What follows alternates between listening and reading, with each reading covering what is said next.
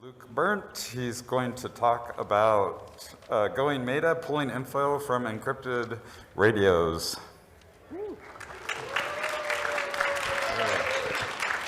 Cool. Thank you all, you wonderful people. So let's dive into this. I'm not qualified to be giving this talk. I'm not an RF ninja, although I will say I just got my ham technician's license, so I'm very excited about that. I'm not a security pro. I did it one time, do research funding, but no qualifications there. And I'm definitely not a data scientist. But that's why I want to, all of you, I got this to work, so I think all of you can too. So I'm going to walk through the basics, the tools I used, and then a little bit what I did.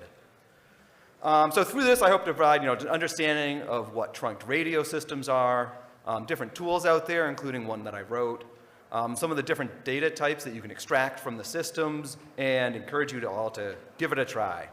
And all of this has really been built on work other people have done, so I'm going to try to highlight that as I go through this. So let's dive into it. So first, I'm just going to go through some terminology.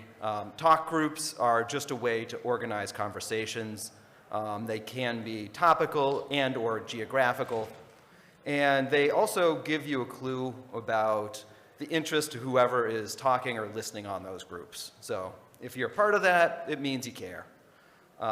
Example here, this is Washington, D.C., the wonderful city slash territory slash district that you're currently in, and the different police districts in there. And you'll notice on the chart there, that's some of the different talk groups, and they have a different talk group for each police district. So again, you can see how you can start pulling clues from this sort of organization of information. When you start looking at radio systems, broadly they can sort of break down into two different types. You have conventional systems, and in those systems you have an RF channel dedicated essentially for that talk group or that purpose or type of conversation. And they're static, sort of fixed allocations, so they don't really change that often. However, in trunking systems, you have dynamic allocation. So a talk group is only assigned a frequency slash channel when they want to talk. They say to the system, hey, I've got to say something. The system says, hey, I have this RF frequency available. Go talk there. The benefit of doing this is you can have lots of talk groups, lots more talk groups than you have channels. So that also lets you get very specific on the type of talk groups you have. You can have 4 people in a talk group, so you can have a lot of specificity there. And back to that means you get a lot of information about what they're going to talk about. And I'm not going to dive too much into this, but you have analog and digital systems. Analog systems are where the speech is directly encoded into the RF signal. With a digital system, first you go through a vocoder, which translates it into those ones and zeros. So Project 25, I have a long and sordid history with Project 25. It's standards for digital radios, started for interoperability and creating more efficient markets for mostly public safety, think state, local, federal, and DoD government entities to have a way to communicate. The standard effort was kicked off way in 1989, so a long time ago.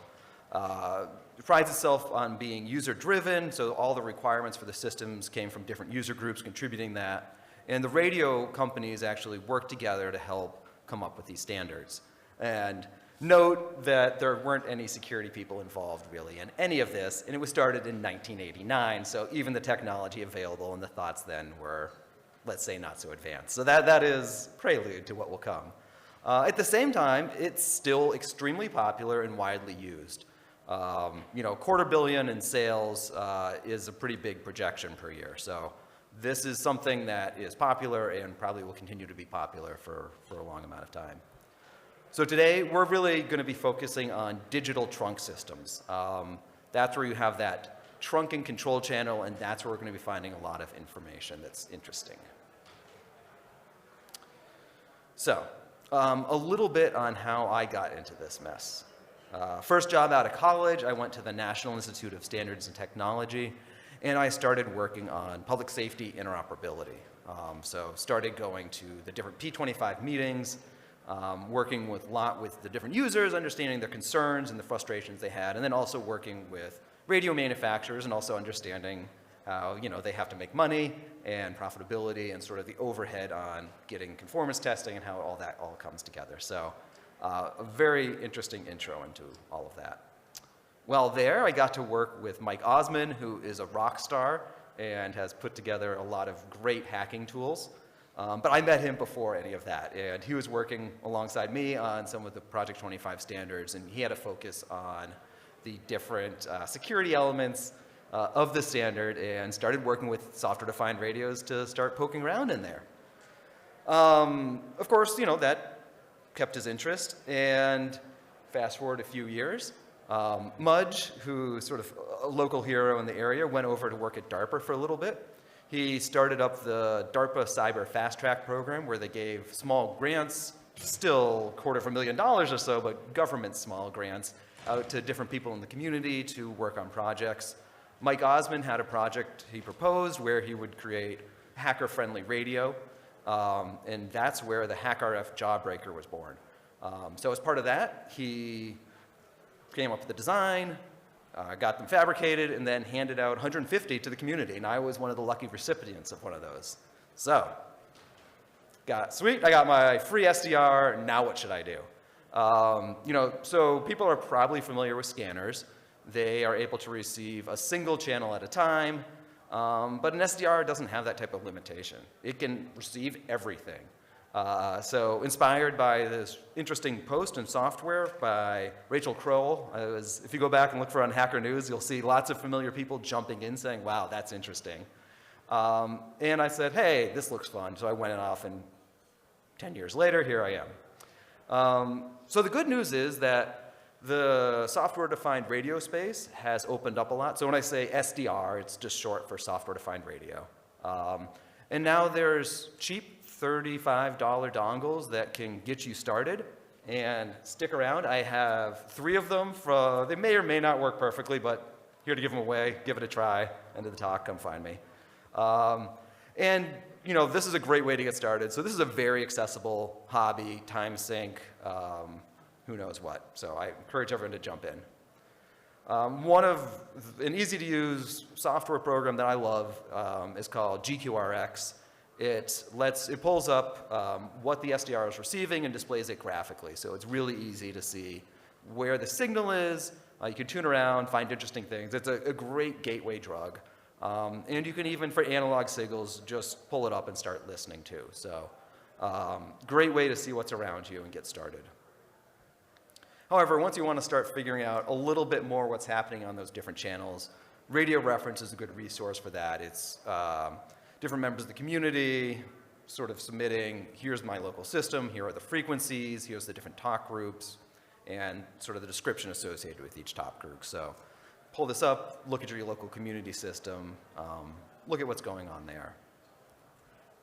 So finally, from all of that, here's the program I put together. It's called Trunk Recorder. It lets you record all of the conversation on a trunked radio system. Also works conventional systems too, and DRM for the fans out there, DRM. We're going to make that work for trunk DRM systems eventually, but this has been ongoing for over 10 years now, and never thought it would keep going for that long when I started. And of course, as the theme standing on the shoulders of giants, this is all built upon GNU Radio, which is an amazing software toolkit out there for working with software-defined radios. It does lots of signal processing, and it makes it easy for non-RF people like me to get started and work on it. Also, there's been some great modules for that.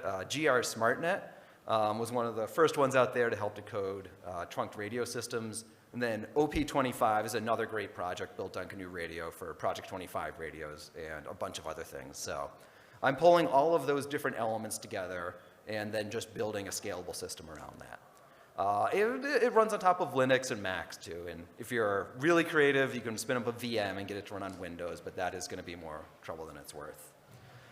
So from all that, I ended up with a lot of .wav files sitting on my computer.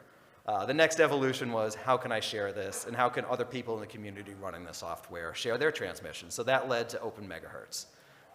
This website also has grown beyond anything I thought it would be. It has 30-day of archives, so you can go back and see what happened.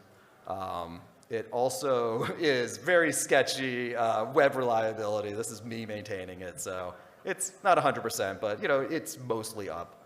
But shockingly, there's about 220 systems live on it, and I just pulled the stats. That's about 43 million transmissions a month, and that's over 2 terabytes of compressed audio each month coming through too. So each day there's 150,000 minutes of audio per day, which is crazy. So I never thought it would be like that, and I'm still amazed it's up and running. So also don't everyone go there at once, because it won't be after that. Okay, so that's the prelude. That's the tools, how I got into it, the tools you can use to get started, and a little bit about the different radio systems there. So we're going to go talk about some of the encryption that goes on top of this. I pulled this from a CISA document that I linked down below. Nothing I'm talking about today is a 0-day or some unknown vulnerability. This is all well-known, well-documented, very well-studied issues with the standard itself. So we're all really focusing right now. This is a broad system. It has both wireline and over-the-air interfaces. The interface we're really focusing on is called the common air interface, and that's between the tower and the handset subscriber unit. And there's 2 different types of traffic that go on. Over that, you have both control messages going back and forth. Those are pretty powerful. That says, I want to talk on this channel. You can go talk on that channel, that back and forth. But also things like turn on the mic for this radio without someone knowing, brick this radio.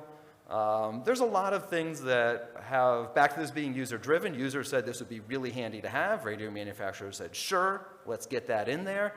And so it's in there.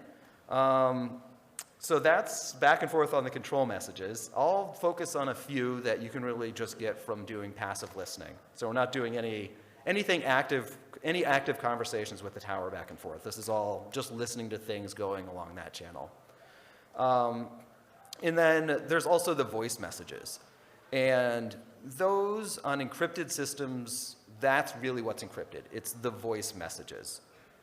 So there's been standards in place for encrypting the voice from, and I tried to find this, but there's maybe 1999-ish. And that's pretty widely adopted.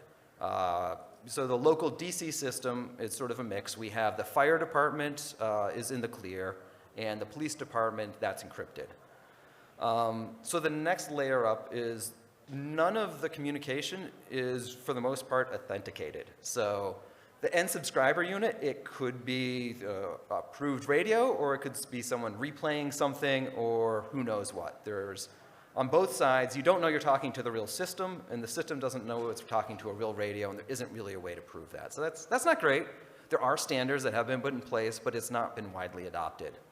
And then it comes to those actual control channel messages. Those are not encrypted.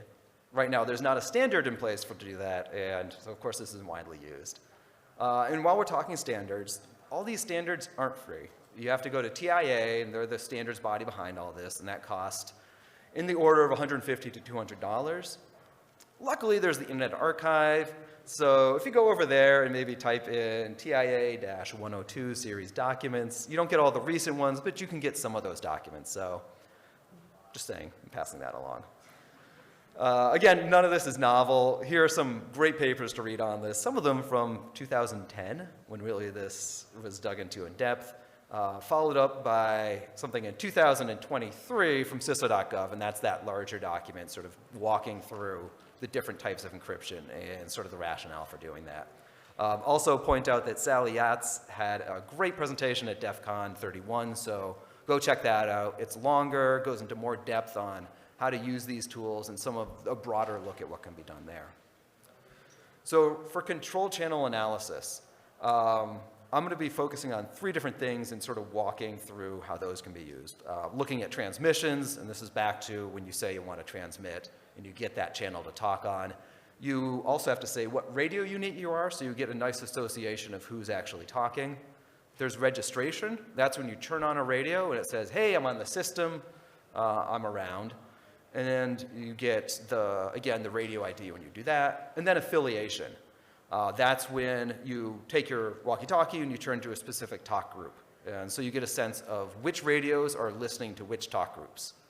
Back to, there's more active things you can do back and forth. I'm not looking at any of that. this is all passive, and you can just sit there and listen to it. So basic setup here is I just running a simple $35 SDR, running trunk recorder. This is on my laptop, but it works great on a Pi 4 for this type of stuff, even a Pi 3, go bold. I wrote a really quick and dirty plugin, which I'm going to be releasing once I put some more documentation in there. All it's doing is taking all this traffic and writing it to an SQLite database. And finally, just Jupyter Notebook, pulling that in and doing some simple Panda stuff, which was not simple for me, but thank you, ChatGPT. So long and short, there is a lot of encryption. It looks almost like 75% of the calls I were capturing over those 9 days were encrypted. But that could simply be, maybe the police talk a lot more, could be a larger force. And I think some of the other departments are also using some of the encrypted channels for no good reason, but there it is. So to start with this analysis, I looked at the stuff that I could receive in the clear, just to try to look at different associations. So back on, say, January 4th, there was a box alarm, which is a large fire. And you could look at all of the different walkie-talkies tuning to the firegram channel. So essentially, everyone wanted to know what was going on. They wanted to follow this. And you could see sort of that large spike on the affiliation right there. Ooh. Sorry. So that's just sort of the audio. It's not that interesting, but essentially they listen out a lot of units. Similar, here are all the transmissions happening at that channel. So you notice here, there were about 200 radios listening. We got to a maximum of about 50 transmissions per, I think 15 minutes is the binning I was doing. So you can see here just sort of a ratio of the level of interest versus the amount of activity. And you can also then look there too at the duration of the event. So you had a lot of transmissions. It was a single family home with smoke showing. So that looked like something interesting, but they were able to put it out quickly. So you can sort of look at how quickly that dies down. So let's try to apply this. So there's police talk groups. Those are all encrypted. This one just seems alluring. It's the Special Operations Division, the Emergency Response Team. And over the past week, there was bomb threats that were called in for the entire school district of DC. And as a parent of kids who are in the school district, that was not great. However, as someone who maybe delayed putting their slides together and was looking for interesting material, that worked great for me. So you can see January 10th, there's this huge spike on this talk group. Other than that, it's small daily things, little blips. But you can see this very large spike here. I don't know if it was in response to that, but there's a good correlation there. So we can go which radios, so you can see about 20 or so radios affiliated with that talk group. What I did was then looked at which were the radios that tuned into that talk group. So you can now see which radios are really sort of associated with that police group. And then you can look over time when they're turned on. So you can also see, for the most part, only a few radios are turned on every day and associated with that. So you can assume there may be a lot of special equipment that gets turned on when big events happen. Remember that, there's the handheld radios, but then there's also the radios in vehicles too that get powered up, when you turn on that large thing to respond. So this is pure speculation, but it could be that if you look back, one of those radio IDs actually correlates back to this humongous, big, black response vehicle. So with someone smarter than me and probably with better visibility and time could start correlating this all together and trying to figure out which special vehicles associate with which radio IDs, and then looking at when they're active. And that's probably a signal something related to that vehicle's purpose is going on or may go on in the future. So some interesting things you can start pulling out, even though all the audio is encrypted, and I have no idea what they were saying or what this was about, truly. But to circle back, I just want to hit upon sort of why transparency in this is important. The DC dispatch center is a complete disaster. Multiple people have died because of mistakes they've made in dispatching. We have quadrants in DC. They get them confused. So they'll send it to the exact wrong part of the city. They don't know the city that well, and they also don't always dispatch the right type of units based upon the type of call coming in. So you wouldn't know any of this if you didn't have access to the actual dispatch audio going over the air. So luckily there's been people really digging into this, and that audio being available has really helped point that out. Also, issues around police misconduct, having transparency around audio and what they're saying and reporting and doing gives the public greater trust into what they're doing on your behalf. And finally, adding encryption makes interoperability more challenging. Key sharing is tough, especially on these radios, especially to multiple devices in the field, and keeping that up to date is not easy. And these systems don't make it easy, so there's some aspect to that. So ultimately, I'm a little conflicted. Like, I have this great project based around open radios and accessing this data. So these flaws are interesting to me, and I'm happy that I'm able to provide this trust and transparency to the community. But at the same time, there's a good reason some of this stuff should be secure, and these systems aren't designed that well or secure. So ultimately, I think what could happen is, trying to improve the design of these to make sure the things you want to be secure are secure. Whether that will happen because they're in place and they're 10-year investments, I don't know. But then also following that up with, real genuine community discussions on what types of things should be open and trying to balance these equities back and forth. So I don't know if any of this will happen, but this is big. In an ideal world, it would be great if something like that did go forward.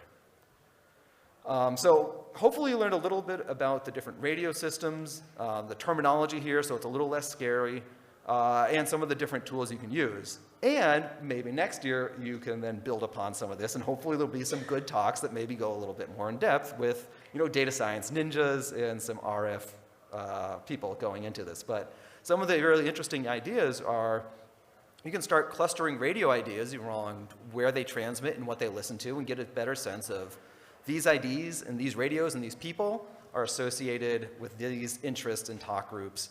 And then really pulling out to when do they operate. So you can start looking at this is special equipment that's dedicated to this. And finally, what I'd love to see, take a Raspberry Pi, one of those lights that spin around and flash, and have that go off when you start seeing all of these things, the statistical stuff being, pinging and you're hitting thresholds. Just flash that a light and be like, something's going on and it could be near you. So I'd love to see that. If anyone wants help or wants to, hack on that with me, come find me afterwards, and definitely stop by for some SDRs. Thank you very much. I think we have some time for questions. No, we do not. Okay. Come find me after. I'll hang around.